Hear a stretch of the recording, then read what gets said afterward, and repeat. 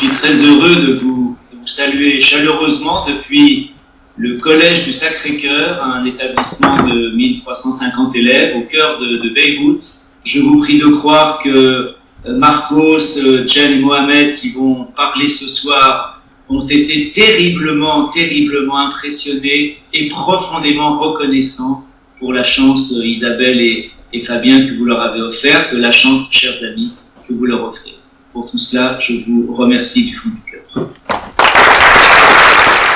Mesdames, messieurs, ou encore mes amis, l'être humain est complexe. La simplicité des autres créatures ne s'applique pas à lui. Dès ses premiers jours, l'humanité a commencé sa conquête. À l'évolution, elle ne peut pas échapper. En France, dans votre établissement, et dans mon pays, le Liban, la tradition de la Salia occupe une place importante dans l'éducation. Agissez, ouvrez les yeux, aidez ces femmes. Changez le monde. Il n'est jamais trop tard. La femme sera vraiment l'égale de l'homme le jour où un poste important, on désignerait une femme à compétence. Merci de votre attention. La fraternité consiste à trouver du plaisir au bonheur de tout ce qui a vécu, vit ou vivra.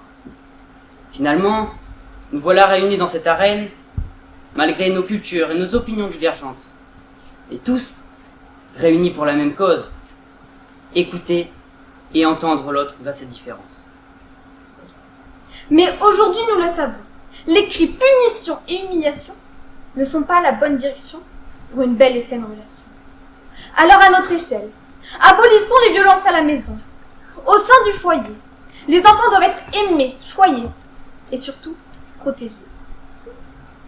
Il devrait être tellement normal, naturel, qu'un enfant grandisse dans l'amour, tant parental que fraternel, et ce, pour toujours. C'est en tout, en 2022, 15 000 armes nucléaires capables de détruire des villes, des pays, des continents. Alors mes frères, mes sœurs, écoutez ce message et ressentez celui-ci profondément dans votre cœur, car vous êtes chacun porteur de l'espoir. Et si nous nous mobilisons tous, nous pourrons construire un avenir plus sûr pour nos enfants. Ensemble, brisons les chaînes de la guerre et libérons celles de la parole. Ensemble, édifions les bases de futurs États sans armement nucléaire, sans ces artefacts brûlants de plomb. En nous mobilisant tous, un avenir lumineux de bonheur et non de flamme s'ouvrira à nous. Pour cela, un geste simple. Il suffit d'aimer. Aimer pour aider.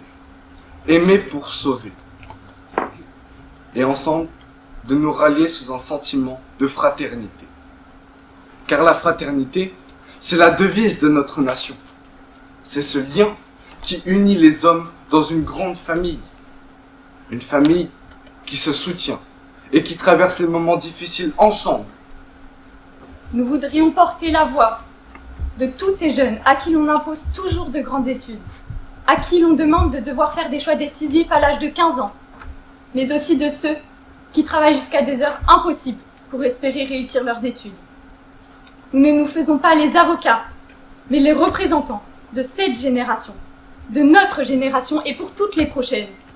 Nous voulons être entendus, que le système scolaire français réagisse pour penser plus au bien-être de leurs élèves. Nous voulons et nous demandons que la jeunesse se sente bien et ait le sentiment d'y aller à son rythme, mais surtout avec de la passion et de la joie. Son fameux article 1er déclare que les hommes naissent et demeurent libres et égaux en droit. J'aimerais donc que quelqu'un m'explique ici pourquoi certaines personnes, avides de pouvoirs et de richesses, n'hésitent pas à fouler aux pieds les droits fondamentaux afin d'assouvir leur peuple. Si Mathilde est en vie aujourd'hui, c'est grâce à un médicament plus fort et plus sincère. Un médicament sans prescription ni contre-indication. Il s'agit de l'amour. L'amour envers son prochain ou bien envers les siens, peu importe. Tout simplement, un sentiment, la pureté d'un sentiment de joie et de tendresse. Mesdames et messieurs, l'amour avec un grand A, le véritable amour, Mais qu'est-ce que le savoir-vivre? Le savoir-vivre, c'est un ensemble de règles de courtoisie présents dans toutes les cultures, car il permet de faciliter les interactions sociales. C'est l'art de vivre ensemble, ce lien des relations sociales qui nous permet de vivre en société, que l'on appelle aussi politesse ou civilité. Nous vivons dans un pays qui se veut être un modèle de tolérance et d'ouverture d'esprit, mais la réalité est tout autre. En effet, le racisme est bien présent dans notre société. Tous ensemble, nous devons dire non au racisme. Tous ensemble, nous devons agir pour l'inclusion. Tous ensemble, nous pouvons construire un monde plus juste.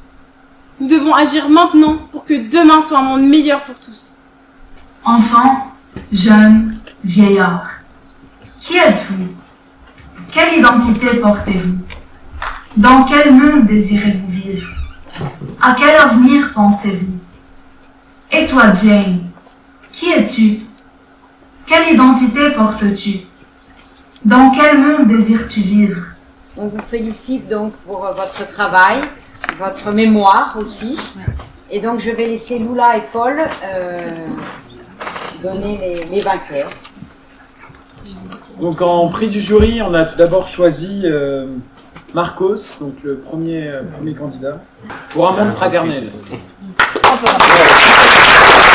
Ensuite, en troisième place, nous avons choisi Or. En deuxième prix, Azénor. Et enfin, en premier prix qui nous a tous immensément charmés, Oscar.